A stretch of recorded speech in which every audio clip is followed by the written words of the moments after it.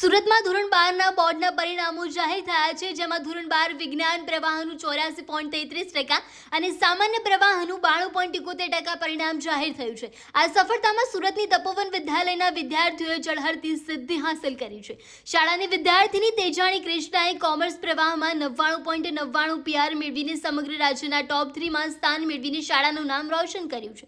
તો સાથે જ સામાન્ય પ્રવાહમાં 64 વિદ્યાર્થીઓએ A1 ગ્રેડ અને 164 વિદ્યાર્થીઓએ A2 ગ્રેડ પ્રાપ્ત કર્યો છે, જ્યારે વિજ્ઞાન પ્રવાહમાં 6 વિદ્યાર્થીઓએ A1 અને 49 વિદ્યાર્થીઓએ A2 ગ્રેડ મેળવીને ઉત્કૃષ્ટ દેખાવ કર્યો છે। આ ભવ્ય સફળતા પાછળ વિદ્યાર્થીઓની મહેનતની સાથે જ શાળાના સંચાલકો, શિક્ષકોના માર્ગદર્શન અને વાલીઓના સહયોગનો મોટો ફાળો રહ્યો છે। હું તપોવનમાં અભ્યાસ કરું છું અને હાલમાં 12મા ધોરણમાં 97.29% અને 99.99 PR આવે છે। આની પાછળનો શ્રેય કોને આપો છો? હું મારા માતા-પિતા, શિક્ષકો અને મારી મહેનતને આપવા માંગુ છું। કેટલી કલાક વાંચન કરતા હતા? વાંચન વધારે નથી, પરંતુ સ્માર્ટ અમારા સર આપેલું ટાઈમ ટેબલ છે। વિદ્યાર્થીઓ માટે શું સંદેશો છે? ટેન્શન ઓછી લ્યો અને સરને ફોલો કરો। કેવી ખુશી છે? અતિશય ખુશી છે।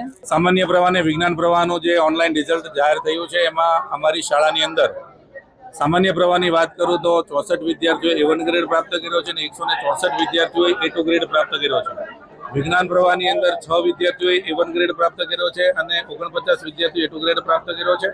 કોમર્સની અંદર અમારી દીકરી તેજાણી કૃષ્ણા પ્રવીણભાઈ કે જેમણે 99.99 PR અને 98.29% સાથે 681 ગુણ પ્રાપ્ત કરી સંભવત ગુજરાત ટોપ 3 ની અંદર એવી દીકરીએ સ્થાન પ્રાપ્ત કર્યું છે।